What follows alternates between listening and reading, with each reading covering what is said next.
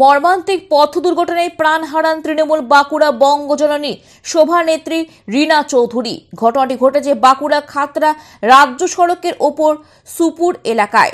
Scooty নিয়ে খাতড়া থেকে বাড়ি ফেরার পথে বাঁকুড়াগামী একটি বেসরকারি বাস তাকে ধাক্কা দেয়।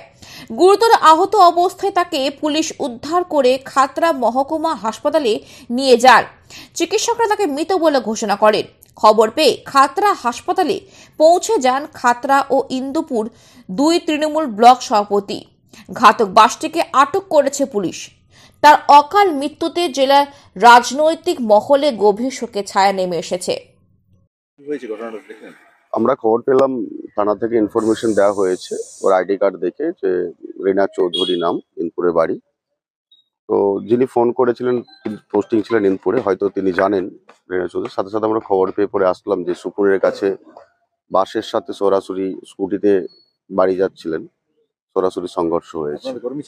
আমাদের তৃণমূল কংগ্রেসের কর্মী, আমার দলের ইনপুর ব্লক তৃণমূল কংগ্রেসের মহিলা নেত্রী ছিলেন, 5 বছরের খাদ্য কর্মাধ্যক্ষ ছিলেন পঞ্চায়েত সমিতির, বাঁকুড়া জেলা তৃণমূল কংগ্রেসের বঙ্গজনীর লক্ষ্মী প্রেসিডেন্ট ছিলেন, অনেক পুরনো কর্মী।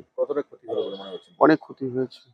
দলের কর্মী চলে গেলে তো ক্ষতি তো হবেই, অনেক ক্ষতি হয়েছে। ওটা আমাদের এই খাতড়া ব্লকের সুপুর অঞ্চলে একটা জায়গাতে আমাদের উনি খাদ্য কর্মাধ্যক্ষ ছিলেন আগে পঞ্চায়েত সমিতির প্রাক্তন। হ্যাঁ, তো খুবই দুঃখজনক ঘটনা। তো এটা আমরা আশা করিনি যে এই মুহূর্তে এমন একটা সংবাদ শুনবো। খুব দুঃখিত, এবং আমাদের পার্টির সঙ্গে সম্পূর্ণভাবে যুক্ত উনি। খুব ভালো কর্মী, একনিষ্ঠ কর্মী ছিলেন। আজ খুবই খারাপ লাগছে, এবং খবর দিয়েছি আমরা। আমি ইনপুর ব্লক সভাপতিকে বলেছি, সব আসছে।